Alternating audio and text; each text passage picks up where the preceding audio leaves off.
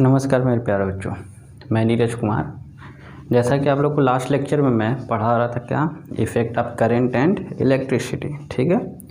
तो उसमें हम आप लोगों को बेसिक चीज़ें जितनी थी, जैसे करंट क्या होता है, ठीक है, सर्किट डायग्राम क्या होता है, ठीक, और उसके इफ़ेक्ट क्या क्या होते हैं, ये सब चीज़ें मैं आप लोगों को बता दिया था, ठीक है। और लास्ट में मैं आप लोगों को ओम्स लॉ बताया था।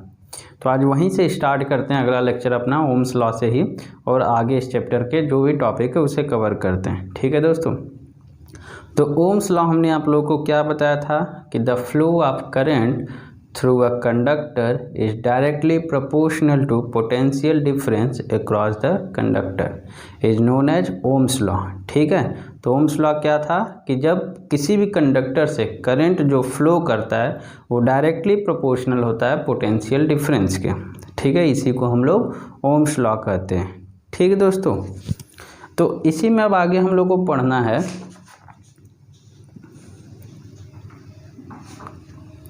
ठीक। तो ओम्स लॉ क्या था देख लीजिए एक बार, ओम्स लॉ, ठीक है।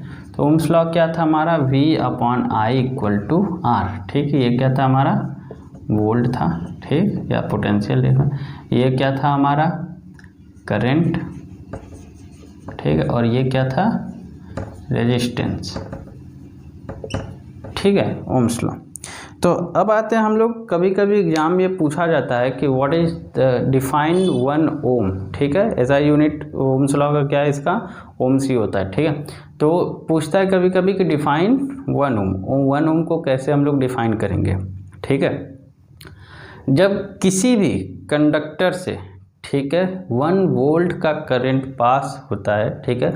जब किसी भी कंडक्टर का पोटेंशियल डिफरेंस 1 ओम हो और उस कंडक्टर से 1 एम्पियर का करंट पास करता है तो उसे ही हम क्या कहते हैं, ओम्स, 1 ओम्स, ठीक है। तो 1 ओम, ठीक है।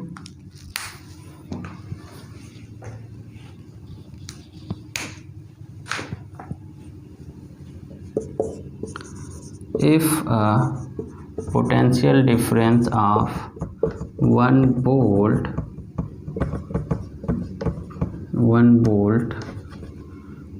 of a conductor,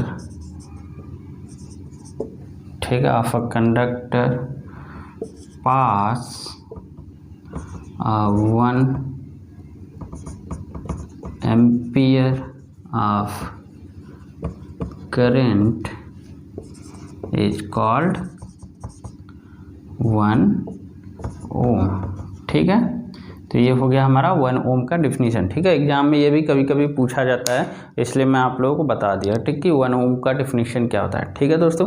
तो आइए अब हम लोग इसके आगे बढ़ते हैं, ठीक है दोस्तों। तो आगे इसी में हमारे पास कुछ टर्म है, ठीक है, उसको हम लोग समझ लेते हैं, उसका डेफिनेशन देख लेते हैं। तो इसमें हमारा पहला टर्म क्या है कि रजिस्टर क्या होता है, ठीक है। तो जैसा कि हम लोगों ने फ्रिक्शन पढ़ा हुआ है, ठीक है, जैसे फ्रिक्शन क्या करता है, मोशन का अपोज करता है, ठीक है। उसी तरीके से हमारा रजिस्टर भी होता है। रजिस्टर हमारा क्या करता है कि करंट के फ्लो का अपोज करता है, ठीक है। तो the factor which oppose the flow of current is known as resistor, ठीक है। दूसरा इसी में हमारा आता है वेरिएबल रेजिस्टेंस क्या होता है, ठीक है। तो आप लोगों ने देखा होगा कि कभी कभी घर में इलेक्ट्रिसिटी फ्लैक्चुएट करती है, कभी ज़्यादा होती है कभी कम होती है। तो इसी फ्लैक्चुएशन को मेंटेन करने के लिए हम लोग कंडक्टर में ही क्या करते हैं, एक सर्किट अप्लाई कर देते हैं, ठीक है, एक रेजिस्टेंस लगाते हैं उसमें, उसी को वेरिएबल रेजिस्टेंस कहते हैं। और वेरिएबल रेजिस्टेंस क्या करता है, इस फ्लैक्चुएशन को, इंक्रीज और डिक्रीज ऑफ करंट को मेंटेन करता है, ठीक है। तो जो वेरिएबल कम ज़्यादा, ठीक है, वेरिएबल हो मतलब जो रेजिस्टेंस करंट के हिसाब से कम ज़्यादा हो जाए उसी को हम क्या बोलते हैं, वेरिएबल रेजिस्टेंस। नेक्स्ट आता है हमारा रोस्टेट। रोस्टेट क्या करता है कि ये भी एक तरह का वेरिएबल रेजिस्टेंस ही है, ठीक है। लेकिन ये क्या करता है कि इसको हम अपने हिसाब से रेजिस्टेंस बढ़ा सकते हैं, घटा सकते हैं, बिना पोटेंशियल, ठीक है, डिफरेंस को घटाए बढ़ाए, ठीक है। तो ये हो गया हमारा लोएस्ट टेस्ट। फिर आता है इसके बाद हमारा गुड कंडक्टर। क्या था गुड कंडक्टर? आप सभी को पता है कि एक ऐसा कंडक्टर जिसकी रेजिस्टिविटी बहुत ही कम हो, ठीक है, जिसमें आसानी से करंट फ्लो कर जाता है, उसे हम क्या कहते हैं? Good conductor. एग्जाम्पल के तौर पे सारे मेटल्स होते हैं। एक फिर इसके बाद नेक्स्ट आता है हमारा पुअर कंडक्टर। पुअर कंडक्टर क्या करता है? इसमें रेजिस्टिविटी तो होती है लेकिन थोड़ी अधिक होती है, गुड कंडक्टर से थोड़ा ज़्यादा होता है, ठीक है। और ये हमेशा गुड कंडक्टर की तरह करंट का फ्लो नहीं कराता है, ठीक है। इसमें क्या होता है, जब भी एक्सटर्नल इफेक्ट डालते हैं, जैसे टेम्परेचर इंक्रीज करा दिए, ठीक है, या फिर पोटेंशियल डिफरेंस हाई कर दिए, तो ऐसे कंडीशन में इलेक्ट्रिसिटी को पास करता है, नहीं तो बैड कंडक्टर की तरह, इंसुलेटर की तरह बिहेव करता है, ठीक। लास्ट टॉपिक है इसी में हमारा क्या कि इंसुलेटर क्या होता है। इंसुलेटर क्या करता है कि इसमें बहुत ही हाई रेजिस्टेंस होता है जिससे कि करंट पास ही नहीं होता है, ठीक है। तो ये तो टर्म थे, कुछ समझा दिया हमने, ठीक है। आइए समझते हैं कि आखिर रेजिस्टेंस ऐसा क्या करता है जिसके वजह से फ्लो ऑफ करंट जो है रुक जाता है, ठीक है। तो जैसा कि हमने आपको पहले बताया था कि इलेक्ट्रिसिटी पास करने का मेन रीजन क्या होता है? इलेक्ट्रॉन। फ्री इलेक्ट्रॉन होते हैं, वही क्या करते हैं? इलेक्ट्रिसिटी को कंडक्ट कराते हैं, ठीक है। तो रेजिस्टेंस क्या करता है हमारा कि रेजिस्टेंस में जो फ्री इलेक्ट्रॉन होते हैं वो मूव तो करते हैं अपने पोजीशन से, लेकिन वो जा करके आयन से, एटम से जा करके कोलाइड कर जाते हैं, और इसी कोलिजन की ही वजह से वो क्या करता है? Flow of electron, flow of current का अपोज करता है, ठीक है। तो ये रीजन होता है रेजिस्टेंस का, ताकि वो इलेक्ट्रिसिटी के फ्लो का अपोज करता है, ठीक है। तो ये टर्म हम लोगों ने समझ लिया, ठीक। क्यों रेजिस्टेंस अपोज करता है इलेक्ट्रिसिटी का वो समझ लिया। अब आइए हम लोग चलते हैं अगले टॉपिक की तरफ।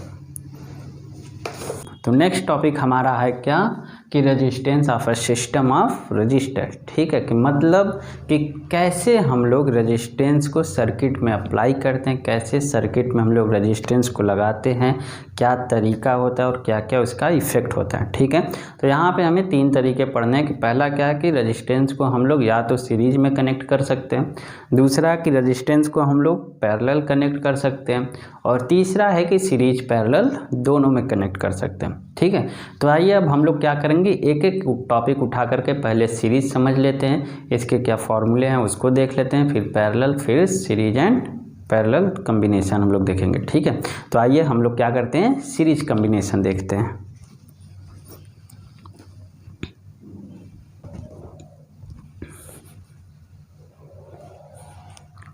ओके दोस्तों, तो हमारा क्या है, फर्स्ट सीरीज कम्बिनेशन, ठीक है।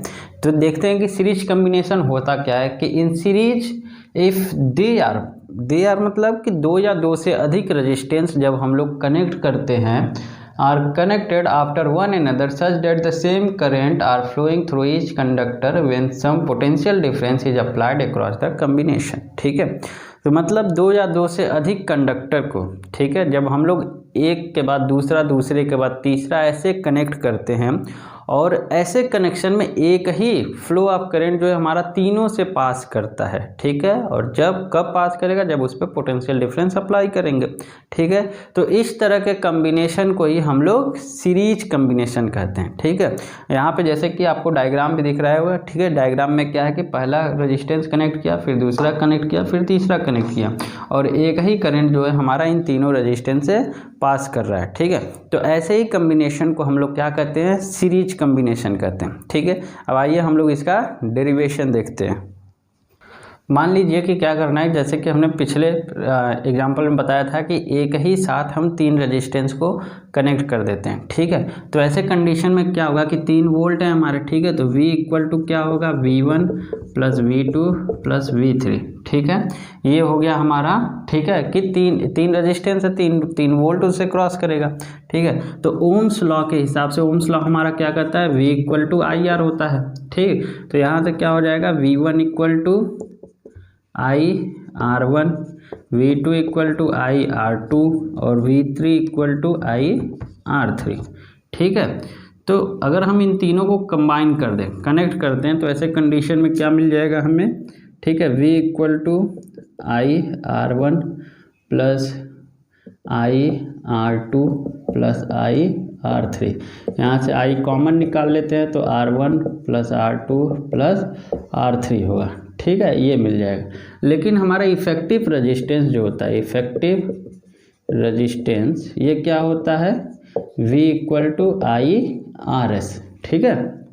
तो यहाँ से हम क्या करेंगे कि इसको उठा करके पुट कर देंगे सेकेंड में, ठीक है। तो क्या मिल जाएगा हमें कि I R S equal to I R1 plus R2 plus R3, ठीक है। तो आई से I cancel, R S equal to क्या हो जाएगा R1 plus R2 plus R3, ये ऐसे बढ़ते चला जाएगा, ठीक है। तो ये हमारा क्या है, equation of resistance in series, ठीक है। तो मतलब क्या है कि जो हमारा सीरीज का जो रेजिस्टेंस का कम्बिनेशन होगा वो हमेशा क्या करते हैं हम लोग, एक के बाद दूसरा, दूसरे के बाद तीसरा, ऐसे कनेक्ट करते हैं, ठीक है। तो अगर क्वेश्चन भी आता है कि इफेक्टिव रेजिस्टेंस निकालिए अगर रेजिस्टेंस का कम्बिनेशन सीरीज में किया गया है, तो हम क्या करेंगे कि अलग अलग सीरीज में जो भी रेजिस्टेंस कनेक्ट किया गया उन सबको सम करके हम लोग इफेक्टिव रेजिस्टेंस निकाल सकते हैं, ठीक है। तो ये तो हो गया हमारा सीरीज कम्बिनेशन, हो गया दोस्तों। तो अब आइए हम लोग आगे बढ़ते हैं। हाँ, एक बात और, इसमें हम लोग इसका देख लेते हैं कि क्या इसका फ़ायदा क्या होता है और इसका नुकसान क्या होता है, ठीक है। फ़ायदा ये है कि टोटल एक साथ कनेक्ट करने में, ठीक है, हम रेजिस्टेंस की जो इफ़ेक्ट होता है उसको इंक्रीज कर सकते हैं, ये तो हमारा फ़ायदा है। दूसरा क्या है कि एक ही करंट जो है हमारा बारी बारी से अलग अलग रेजिस्टेंस से पास करता है। तो ऐसे कंडीशन में क्या होगा कि अगर पहला वाला भी रेजिस्टेंस हमारा फॉल्ट होता है तो फ्लो ऑफ करंट हमारा रुक जाएगा, या फिर उस जो रेजिस्टेंस अप्लाई होना चाहिए वो रेजिस्टेंस उस पर अप्लाई नहीं होगा, ठीक है। तो ये तो हो गया उसका एडवांटेज और डिएडवांटेज। अब हम लोग बढ़ते हैं आगे पैरेलल कॉम्बिनेशन की तरफ।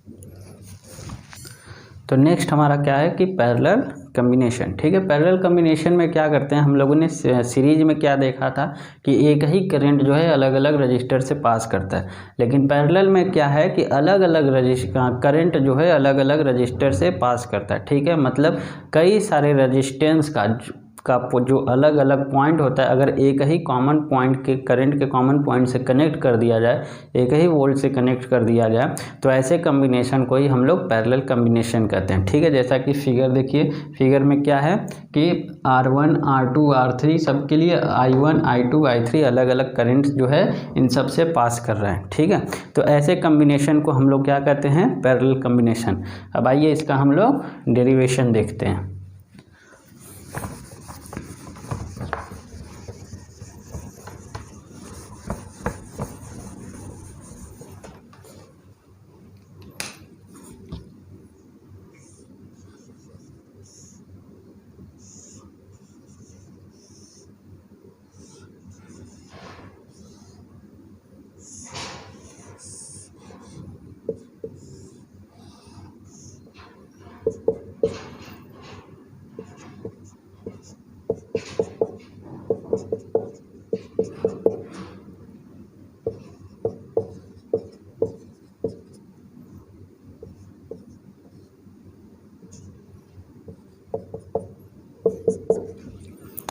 ठीक है, तो यहाँ से देखिए क्या हो जाएगा कि I equal to I1 plus I2 plus I3, ठीक है, ये हम लिख सकते हैं। लेकिन ओम्स लॉ के अकॉर्डिंग, ओम्स लॉ हमारा क्या कहता है कि I इक्वल टू क्या हो जाएगा हमारा V अपॉन R, ठीक है। तो यहाँ से हमको इक्वेशन फर्स्ट में अगर इसी को हम पुट कर दे तो क्या मिल जाएगा, I equal to V upon R1 plus V upon R2 plus V upon R3, ठीक है। इन सब में से हम क्या करते हैं, V कॉमन निकाल लेते हैं, तो 1 upon R1 plus 1 upon R2 plus 1 upon R3, ठीक है। लेकिन हमको क्या पता है कि इफेक्टिव जो करंट होता है वो क्या होता है, I equal to V upon RS होता है, ठीक है। तो इसको हम क्या करेंगे, इस I की जगह पे पुट कर देंगे, तो यहाँ से हमको क्या मिल जाएगा, V upon RS equal to V 1 upon R1 1 upon R2 plus 1 upon R3, ठीक है। तो यहाँ से देखिए V से V cancel, 1 upon RS effective resistance in parallel हमको क्या मिल जाएगा, 1 upon R1 plus 1/R2 plus 1/R3, ऐसे ये बढ़ता चला जाएगा। ठीक है, तो ये इक्वेशन हो गया हमारा किसका, पैरेलल का। ठीक है, तो पैरेलल में अगर हमें रेजिस्टेंस का, ठीक है, कि क्वांटिटी उसकी इफेक्ट निकालनी होगी तो उसके लिए हम लोग इस फॉर्मूले का यूज करके निकाल सकते हैं। ठीक है, तो सीरीज और पैरेलल दोनों बता दिया, दोनों का इक्वेशन डिराइव करा दिया, फॉर्मूले दे दिया। ठीक है, अब आप लोग क्या करना है, इसे एक बार प्रैक्टिस कर लेना है अपने से। ठीक है दोस्तों,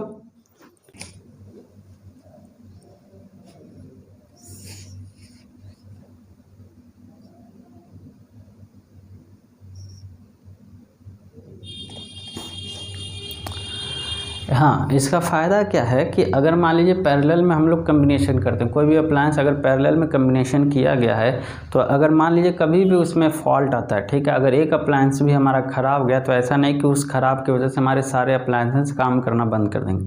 ठीक है, तो अगर एक फ्यूज भी हो जाता है, ख़राब भी हो जाता है, तो बाकी जितने भी पैरेलल में हमारे अप्लायंसेस कंबाइन किए गए हैं, कनेक्शन किए गए हैं, वो सारे वर्किंग करते रहेंगे। ठीक है, अपना काम करते रहेंगे। तो ये इससे एक फ़ायदा होता है कि हमारा जो है कि पूरा का पूरा सप्लाई बंद नहीं हो जाता है। इसीलिए घरों में या ऐसे जो जितने भी जगह होते हैं, अक्सर जो देखा जाता है कि पैरेलल कम्बिनेशन ही अप्लायंसेस का किया जाता है। ठीक है, तो ये इसका बेनिफिट होता है। ओके दोस्तों,